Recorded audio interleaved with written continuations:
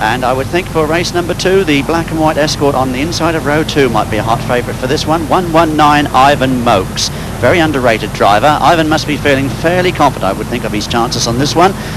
Very difficult field to assess, but 58 Bill Stewart also on the outside of the third row there. The red and white Escort on the outside of the third row. He might be in with a throw on this one. Also the white car with the red stripe at the very back, 165 Barry Willmot. But it could be a very open race, this one. A little bit of creep in there from New Boys 717 David Rayner, but it's Ivan Moakes coming through as we thought. Ivan Moakes, 100 Gary Baker coming up there. Well, he's in third place at the moment, but 119 Ivan Moakes pulling out a very healthy lead already in the Popular Motors Escort as they go on to the top of paddock turn right, and Ivan Moakes already with a comfortable lead over the rest of the pack as they come down, tumble down for the first time.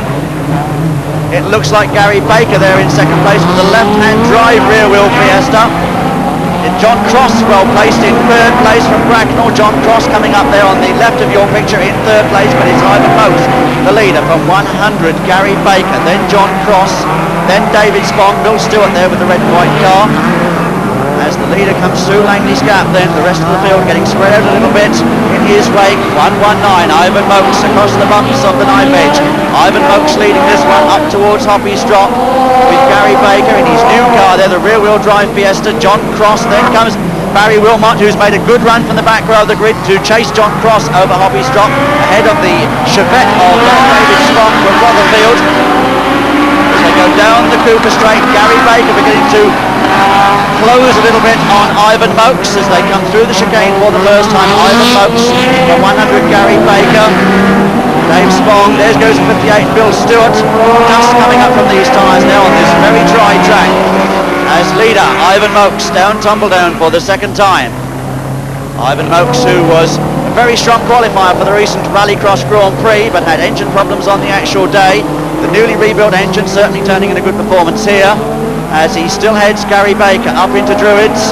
Car number 119 then leading the left-hand drive Fiesta, which was originally built by the Ford Motor Company as a development Rallycross car, but is now into Rallycross with the Tunbridge Wells civil engineer coming through Langley's Gap there in second place, beginning to close on Ivan Moakes. This is the first time that Gary's really driven this car. John Cross there in third, coming a lot of pressure from the Fiesta. Barry Willmot, Barry going past into third place. Big Barry Willmot then up into third place as the leaders come down back onto the tarmac, round the slight right-hander there, which is Surtees going in the wrong direction, down the Cooper Straight, into the chicane, and Gary Baker now really beginning to get within challenging distance of Ivan Moakes as Barry Willmot beginning to pull away from 99 John Cross. Ivan Moakes still keeping an eye on the mirrors just sufficiently to keep himself in front of Gary Baker, Barry Willmot and John Cross in hot pursuit in third and fourth places as they weave around coming up the hill as the leaders come through. Langley Reeves wishes he was still driving this car at the moment, but it's Barry Willmot then from Gary Baker now still in second place. Gary must have thought his day had come a few moments ago, but he hadn't reckoned with Barry Willmot, and Barry there from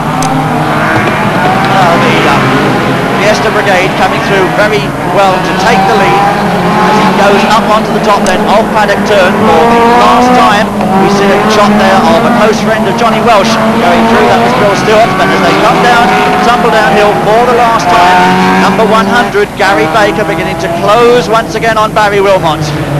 Barry having to work very hard inside the Fiesta then, hold off this very determined challenge.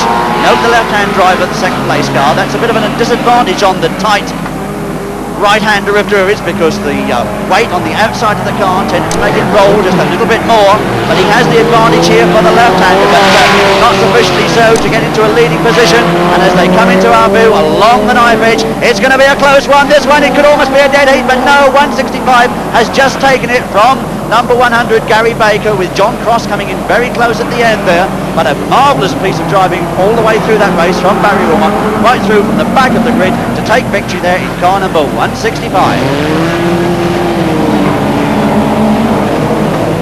So another 5 drivers are through to today's final. Let's just take a check on those men. First of all, Barry Willmot.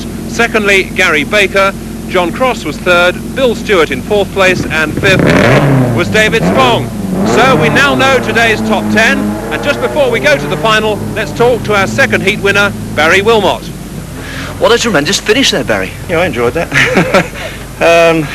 I started off from the back and I just took the gaps when I could take them and ended up in front. It was lovely. And the smallest car on the grid. Well, yeah, it's a 1600 against the most of them 2000s, but never mind, it's all the more, isn't it? So if you lose, you can say, well, I've only got a 1600. If you win, it's I'll beat them. Now, you're relatively new to the sport, aren't you? Yeah, 18 months ago I took it up, yeah. Are you warming to it? Oh, it's like a drug. It's like cigarettes. You can't leave them alone, can you? Yeah, I love it. I'm quite pleased. In fact, Trevor Rees won he come 7th in the Grand Prix last year.